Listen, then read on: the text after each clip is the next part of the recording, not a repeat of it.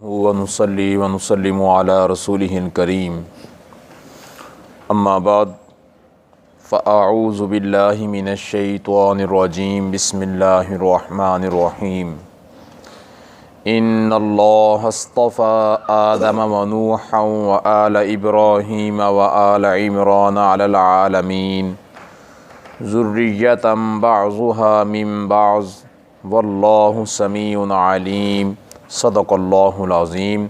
अल्लाहुम्मा सल्लि अला मुहम्मदिन व अला आलि मुहम्मद कमा सल्लैता अला इब्राहीम व अला आलि इब्राहीम इन्नका हमीदुम मजीद।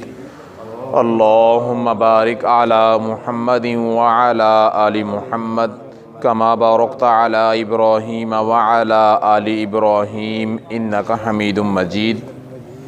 सामीन मोहतरम, काबिल कदर भाइयों, दोस्तों और बुज़ुर्गों, सूरह आले इमरान की आयत नंबर 33 और 34 बयान की गई हैं।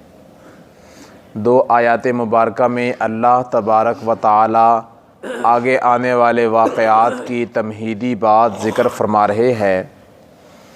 गुज़श्ता सूरत सूरह बकरा यहूद की इस्लाह के लिए थी। उसमें अक्सर व बेशतर आयात मुबारका अल्लाह रब्बुल इज़्ज़त ने यहूद की इस्लाह पर बयान फरमाई थी और 40 बीमारियाँ अहले यहूद की ज़िक्र फरमाई थी। और ये सूरह आले इमरान, इस सूरत मुबारका का असल मकसद ईसाईयत और नसारा की इस्लाह है। ईसाईयत की तरफ मुखातिब करके इस सूरत मुबारका में अक्सर अहकामात ज़िक्र किए गए हैं। अब अल्लाह तबारक व तआला ईसाईयत की इस्लाह के लिए उन ईसा अलैहिस्सलातु वस्सलाम हज़रत मरियम अलैहिस्सलाम की कुछ वाक़यात आगे ज़िक्र फरमाएंगे ताकि तफसील और हकीकत इंसानियत के सामने खुल जाए।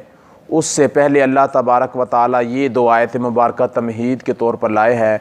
फरमाया इन्नल्लाह अस्तफ़ा, बेशक अल्लाह तबारक व तआला ने चुन लिया आदम अलैहिस्सलाम को व नूह हज़रत नूह अलैहिस्सलातु वस्सलाम को और आले इब्राहीम और आले इमरान को अलल आलमीन, तमाम जहान वालों पर।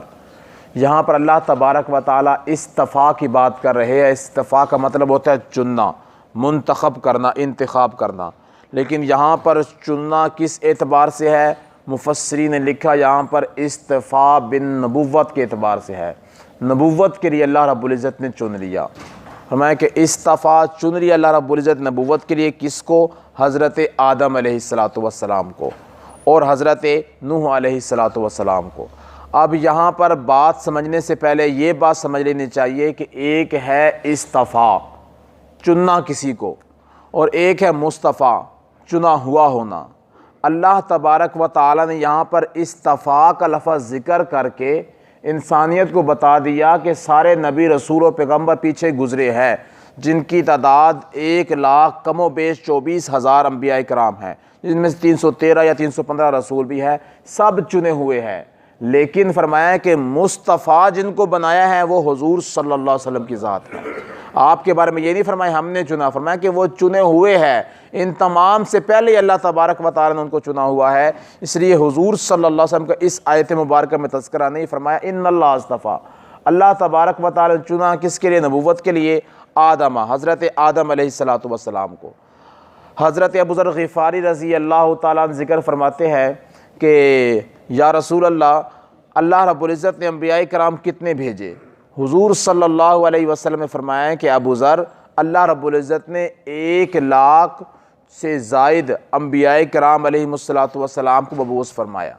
तो अब 1,24,000 बाज़ रिवायात में आया, बाज़ रिवायात में इससे ज़ायद है, बाज़ रिवायात में 2,54,000 तक आए बात।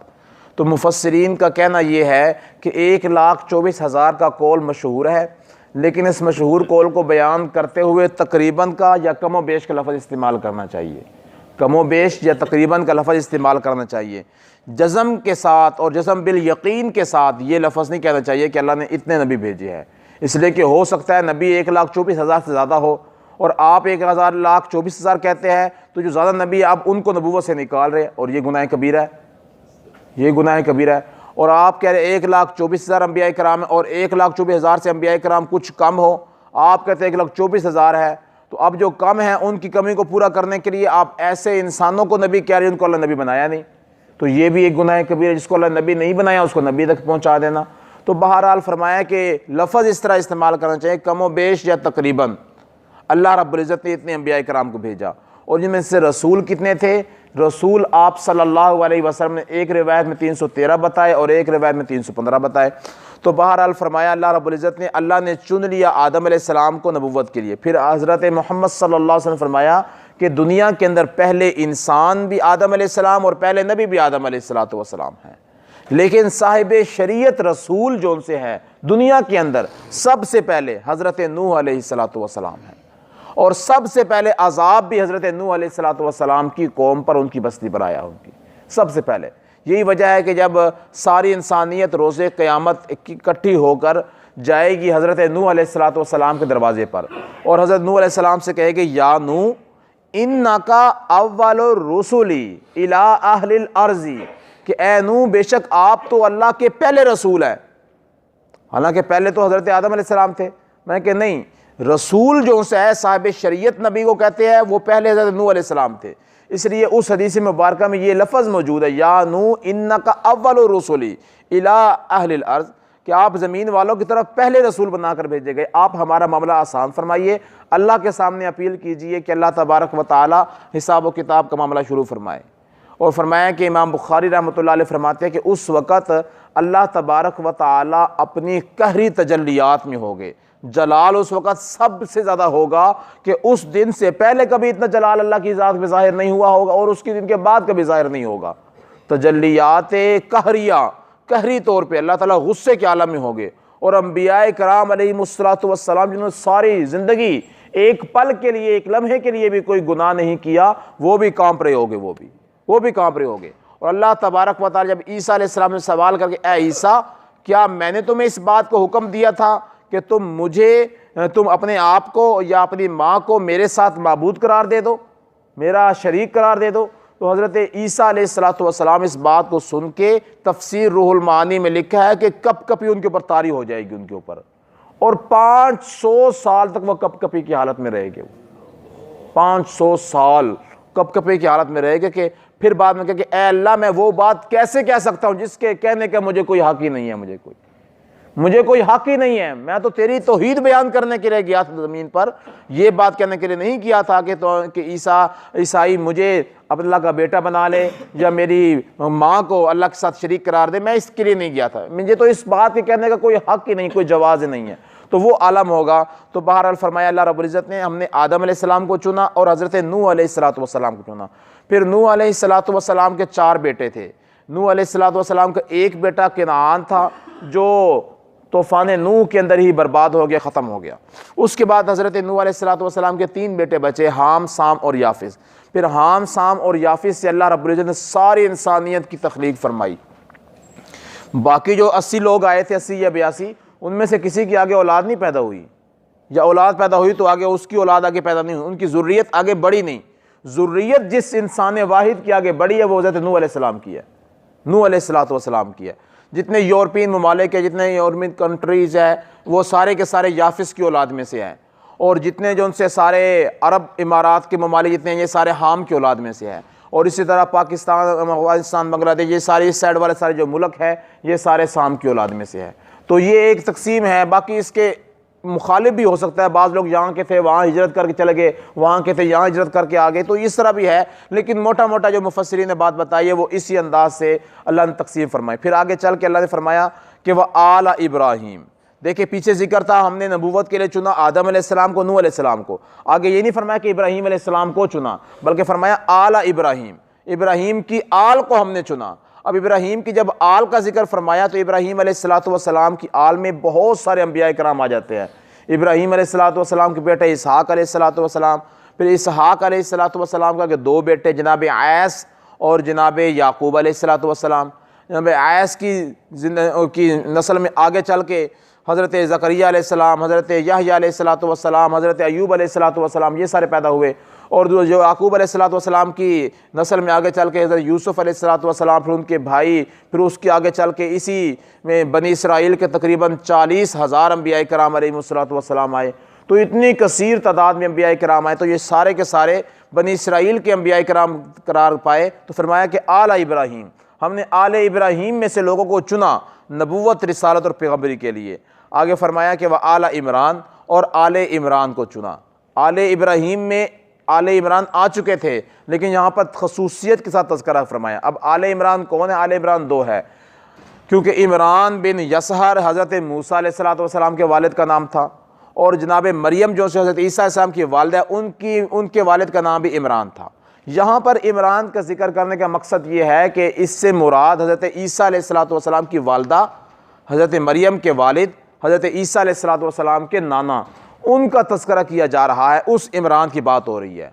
बाज़ लोग जो उनसे है इमरान नाम से धोखा खा कहते हैं दोनों एक ही इमरान हैं, हज़रत मूसा अलैहिस्सलाम के वालिद भी और जनाब मरियम के वालिद भी एक है, हालांकि एक नहीं है। इन दोनों के दरमियान तकरीबन 1500 साल का फ़र्क है, 1500 साल का फासला है। वो इमरान मूसा अलैहिस्सलाम के वालिद और है, वो बहुत पहले आए थे, और ईसा अलैहिस्सलाम की वालिदा और के बाप ईसा अलैहिस्सलाम के नाना, ये इमरान और थे, ये बाद में आए। ये बहरहाल दोनों के बारे में मुत्तफ़िक़ा अक़ीदा है कि दोनों नबी नहीं थे, दोनों रसूल नहीं थे, दोनों पैगम्बर नहीं थे, दोनों नेक इंसान थे, अल्लाह के औलिया में से थे। और जनाब इमरान जो मरियम अलैहिस्सलाम के जो वालिद थे, वो जो उनसे है बैतुल मुक़द्दस के इमाम भी थे। तो बहरहाल फरमाया कि नेक इंसान थे। अलल आलमीन, हमने आले इमरान को जो उनसे है नबूवत रिसालत दी, अलल आलमीन, तमाम जहान वालों पर हमने फजीलत दे दी हमने। तो मालूम यह हुआ कि अम्बिया किराम अलैहिस्सलातु वस्सलाम को नबूवत मिलना एक मसला और अक़ीदा ये साबित हुआ कि ये अल्लाह की तरफ से है, नबी का अपना कमाल नहीं होता, ये अल्लाह की तरफ से है। और दूसरी बात ये साबित होगी कि नबी दुनिया के अंदर तमाम के तमाम इंसानों से आला, अफजल, अशरफ, अकरम होता है, वो सबसे मुक़द्दस और सबसे मुअज़्ज़म होता है वो क्योंकि दुनिया के अंदर मिलने वाले जितने भी ओहदे हैं, उन तमाम ओहदों में नबूवत का जो ओहदा है वो सबसे बुलंद है। वो इंसानियत के वसफ़ में रह के जो सबसे बड़ा कमाल है वो नबूवत का कमाल है। अल्लाह किसी को नबी बना दे, लेकिन अल्लाह रब्बुल इज़्ज़त ने अब नबूवत का सिलसिला मुनक़ते फरमा दिया हुज़ूर सल्लल्लाहु अलैहि वसल्लम की ज़ात पर। अब आप सल्लल्लाहु अलैहि वसल्लम के बाद कोई नबी, रसूल और पैगम्बर जो उनसे ये पैदा नहीं हो सकता। तो बहरहाल फरमाया अल्लाह रब्बुल इज़्ज़त ने ज़ुर्रियतम बाज़ुहा मिन बाज़, इनमें से बाज़ की ज़ुर्रियत है, बाज़ अम्बिया कराम की औलाद में से है, ज़ुर्रियत में से है। ये बात इरशाद फरमा के एक मसला हल फरमाया। मसला ये है कि लोग अम्बिया कराम अलैहिस्सलातु वस्सलाम के बारे में अक़ीदा रखते हैं बहुत से लोग कि ये इंसान ही नहीं है, यह इंसानी मखलूक ही नहीं है, नूरानी मखलूक है, नूर है, जो कुछ भी कहते हैं। अल्लाह ताला फरमा रहे हैं कि ज़ुर्रियतम बाज़ु मिन बाज़, ये बाज़ की ज़ुर्रियत में से है। तो मालूम हुआ सारे अम्बिया कराम इंसान में से है, और जो नूरानी मखलूक है उनमें से बाज़ की ज़ुर्रियत नहीं होती। जिब्राइल का कोई बेटा नहीं है, जिब्राइल का कोई बाप नहीं है, वो फ़र्द वाहिद होते हैं, वो फ़र्द वाहिद होते हैं। वो ना उनमें मुज़क्कर की तमीज़ है, ना उनमें मुअन्नस की तमीज़ है, वो एक ही है। बस वो जो जिस तरह अल्लाह ने पैदा कर दिया वो उसी तरह पैदा किए गए हैं। उनका कोई बाप, माँ, दादा, दादी, नाना, नाना कोई नहीं है, ना के आगे नीचे कोई औलाद नहीं है, बेटा, बेटी, नवासा, नवासी, पोता, पोती, ये कोई सिस्टम उनके साथ नहीं है। तो अम्बिया कराम के साथ ये सारे के सारे सिलसिले जुड़े हुए, ज़ुर्रियतम बाज़ मिन बाज़। तो मालूम हुआ कि अम्बिया कराम कोई नूर नहीं है, कोई जो नूरानी मखलूक में से नहीं है।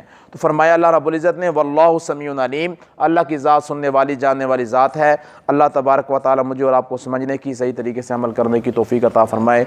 व आखिरु दावाना अनिल हम्दुलिल्लाहि रब्बिल